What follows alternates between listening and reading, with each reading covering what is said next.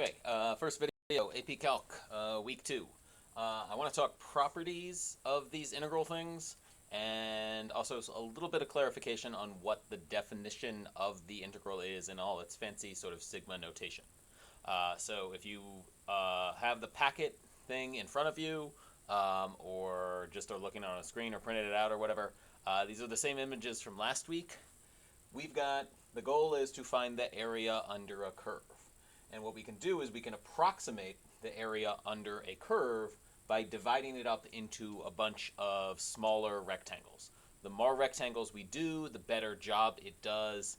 How we choose where or which point in a subinterval represents the height, well, there's a bunch of different ways. The pictures I have for you and the picture on the board is where you use a right-hand Riemann sum, aka you pick the point on the right of each subinterval and you just draw a rectangle and you find the area of that rectangle.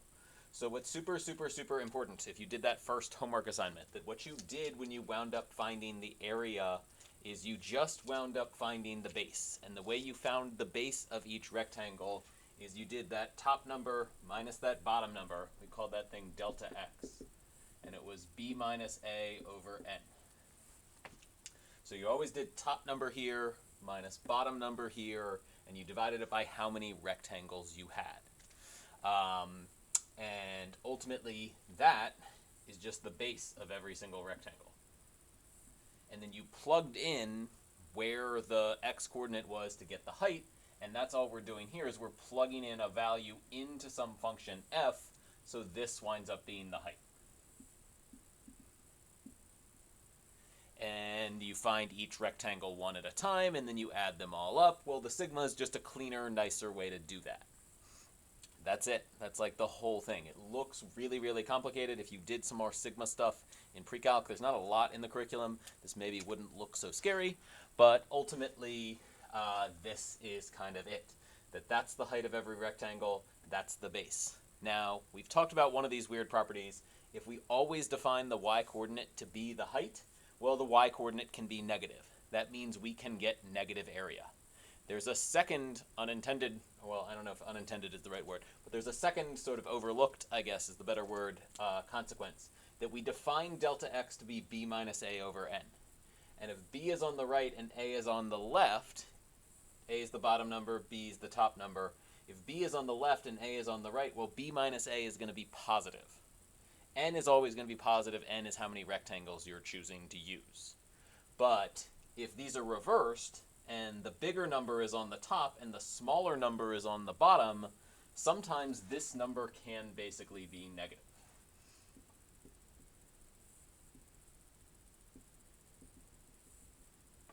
But you are always, 100% of the time, to get that delta x, you're always doing top number minus bottom number.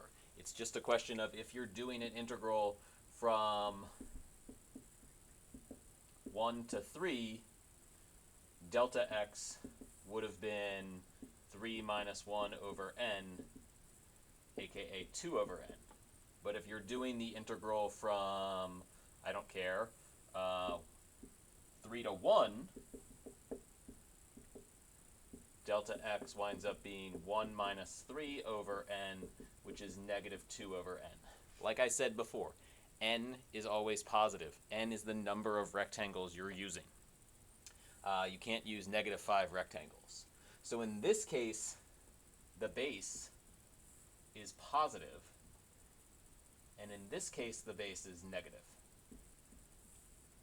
So basically, not only can you have negative heights for your rectangle when the y-coordinate is negative, you can have negative bases for your rectangles if this top number is ever less than this bottom number.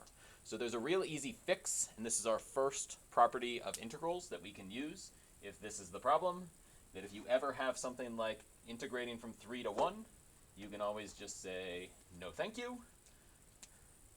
I know the answer is going to be negative because the bases of these rectangles are going to be negative, so I can just put a negative in front and just do it in the normal order that most people prefer, which is go from 1 to 3, aka left to right, which is more standard, and just make the answer negative at the end. So the first important property of integrals is this property called the reversal of limits. aka if you're integrating from a to b, f of x dx, that's going to just be the opposite of going from b to a of f of x dx. And that's pretty much it. I'm going to stop the video now. I'm going to make another smaller one because it looks like the camera's kind of freezing up a little bit, and I might need to clear up some space on my hard drive. So that's first short video for just page 1 of this little packet.